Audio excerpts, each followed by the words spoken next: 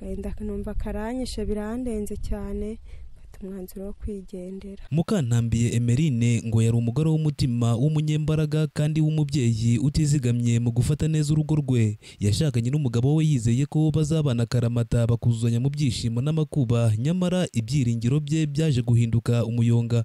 Urugo rwari rugizwe n'urukundo ruhinduka uruvangitirane rw'agahinda n'amaganya. Umugabo atangira kuryama acuramye, amaguru areba ku mutwe w'umugore we n'abana b'impanga. Umubyeyi Emerine aratubwira uko byatangiye. Ngubwo umugabo wanjye ansamburiyeho inzu tutabivuganye, agurisha amabati. Arangije ubwo njya kumurega baramufunga. Hafunguriwe haraza nsanga ahantu mu gikoni nabaga. Ubwo arangije araza ku munsi wa mbere atangira kuryama acuramye. Uyu mubyeyi ntazi impamvu yateye uyu mugabo we wari ufunguwe kuza agatangira kujya aryama acuramye, kuko n'umugore byamutunguye. Bwaracyaga mu gitondo mu rugo ugasanga hari amahane, ku buryo no kwita ku bana wasangaga ari ikibazo. Ubwo uko yabigenjeje nabwo sinakumenye, nituvugana guteka ndateka, yaza ntabijya ahubwo arahaha agateka ibye, tukabanaho nabi cyane. Kugeza ubwo yakomeje kujya aryama anacuramye, umwana mukandagira mu mutwe, nabimubwira ntagire icyo ambwira ahubwo agahigima. Mbona umwana wanjye yazakurizamo kuzabigenderamo. Ubwo rero gahinda numva karanyishe birandenze cyane, umwanzuro wo kwigendera. Ubu uyu mubyeyi ntahagira ho kuba, kuko umugabo we yamusamburiyeho inzu ngo akunde amwirukane mu rugo, ariko umugore amubera ibamba yanga kuva mu rugo. Ari nabwo babanye mu gikoni batekeragamo bavuye mu nzu nini. Muri rusange ngo uyu mugore yavuye mu rugo atabara ubuzima bw'abana be bwari mu kaga, igihe uyu mugabo yaryamaga acuramye ibitsi by'ibirenge bigakubita ku bana. Emerine avuga ko na mbere y'uko umugabo we afata umwanzuro wo gusambura inzu babagamo ngo ajye kwishyura ikimina yakuyemo amafaranga atazwi aho yarengeye, yahoraga amutoteza. Mu busanzwe ataranasambura iyo nzu ngo agende, n'ubundi yahoraga mpuza ku nkeke akinywera agasinda bataha bamuhetse. Ubwo n'ubundi nibwo mu buzima twari tubaye, ariko nkihangana nasambureho inzu biza kundenga cyane cyane. Wenda nk'ibi ngibi byo gusambura inzu ni ubwumvikane ntabwo, kuko nari nagiye kuvuza abana ntashye nsanga yasambuye ntabizi, kandi si nabwo bwa mbere. N'ikindi gihe yasambuye mubajije arambwira ati nta mabati wazanye. Uku kuba nta mabati Emerine yakuye iwabo ngo yazanira umugabo abone gusakara inzu, ngo biri mu byatumye umugabo asakambura inzu y'umuryango ntawagishije inama, uretse gusa kumvikana na se na nyina bivugwa ko banguye umukazana wabo.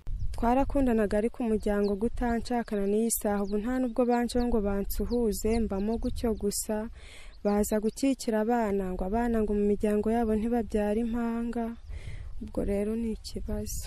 Emerine avuga ko impamvu uyu muryango yashatsemo umwanga ngo nuko ari umukene, ndetse akaba n'imfubyi, ku buryo nta muntu bavukana w'umukire wagira icyo amufasha mu gihe yahuye n'ikibazo. Na nyuma yo kwibaruka impanga, umugabo ngo ntiyamwitayeho na rimwe mu buryo asobanura. Umugabo yagiye akomeza nkimara kubyara nk'abo bana, aragenda yigira iwabo, agakirirwa iwabo akajya, saa sita yagera mu rugo akigendera. Yadodaga inkweto akagaruka yisindiye ndi kugaragurikana n'aba bana.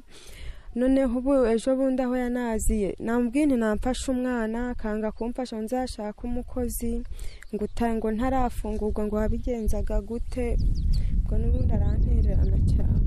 Yari atuye mu mudugudu wa Buhita, akagari ka Karegamazi, umurenge wa Kinihira i Rulindo. Niho yari amariye kino gihe cyose mu gahinda, avuga ko aterwa n'umugabo we. Abonye bimurenze ahitamo guhunga. Ubu yirwa agendagenda, ahageze agasaba icumbi n'abana be 3.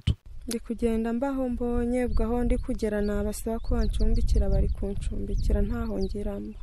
Kuba ntafite ahantu mbarizwa, kuba nirwa ndi kugendana n'abana nka gutya, batari no kubasha kubona icyo kujya nk'uko nakwisanzura nkagishaka, ntago biri gukunda. Twamubajije uko agendana n'aba bana 3, harimo 2 b'impanga n'umwe w'incuke, adusubiza muri aya magambo. Abana 3 bose mbagendana mu nzira, nkagenda umwe muhetse undi mukikiye undi ari kwijyana. Twumvise iyi shusho y'ukuntu agendana aba bana bose mu nzira, twabaye nk'abaguye mu kantu, twongera gusubira ku muzi w'ikibazo nubwo bitoroshye kuganira na Emeline uvugana ikiniga. Muri ubu buryo aratubwira ku kuntu umwanzuro wafashwe n'umugabo we wamubongamiye. Ku mwanzuro wo kuryama acuramyeho kugira ngo bimbongamireho cyane, ne narabyihanganiye dore ko byari bimaze ibyumweru 2 bibaye. Hari hashije icyumweru n'iminsi yongeyeho nk'itatu nibwo yaje kumuryamira. Amuryamiye mubwiye nti se waryamye neza ko waryamye ucuramye ukaba wakandagiye umwana, wagarutse ukujya uko baryama hari umusego ukaryama. Aho yagira icyo nsubiza arahigima.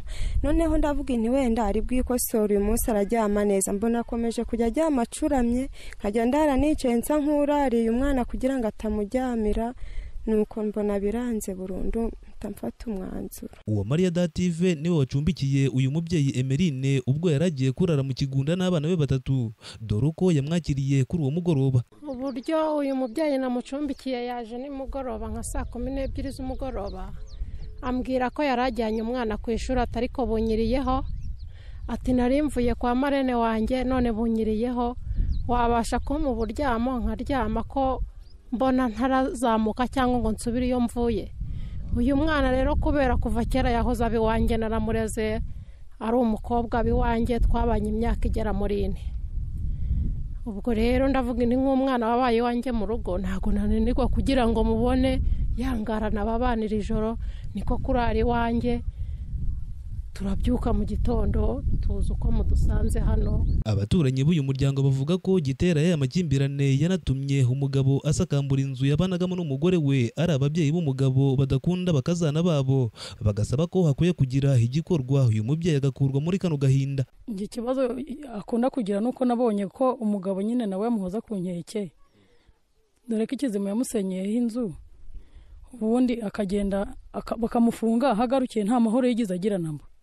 Kugeza na n'ubu ngubu nubwo wenda ngiye ntabizi neza ngo mbigize, ariko ntago aba hariya mu rugo, yaragiye ntago nza hari ngewe. Nicyo kibazo nicyo mbona ngewe. Ikintu kibitera ni ukuvuga ngo ababyeyi b'umugabo rwose babiri inyuma cyane, ntabwo baba bashaka ko abana babo bubaka. Nicyo kintu cya mbere cyo nabonye, ni ukuvuga ngo ababyeyi babo baba bari inyuma y'umugabo, ambega namoshye. Ni ukuvuga ngo ibyo bakora byose baba bashaka kujya inyuma y'umuhungu wabo, mbese ikigaragara nuko baba badashaka nabo bakazana, bashaka kubatesha umutwe. Nicyo nabonye. Nge nabonye ari akarengane, kuko impamvu ari akarengane ntago bareka ngo umwana yubake nkuko bamurekuriye urugo, ahubwo usanga wa mwana bamugumanye nk'umwana wabo kandi baramurekuye ngo ajye kubaka urugo. Ugasanga bo bagomeje kumugumana, ahubwo bo bari kumubyaza inyungu aho yagakoreye rwa rugo rwe. Yarasezeranye n'amategeko, ariko niba umugabo batakibasha kubana, aho kugira ngo azagumye muri aka gahinda murebe nk'uburyo ubuyobozi bwamufasha, wenda ubwo kumufasha, wenda bakamushakira haba nk'aba bana ntiyajya guca inshuro ngo abashe, nta n'uwamuhikiraka kuko ntiyabasha no kugikora. Ubwo rero bakamushakira uburyo yababayeho.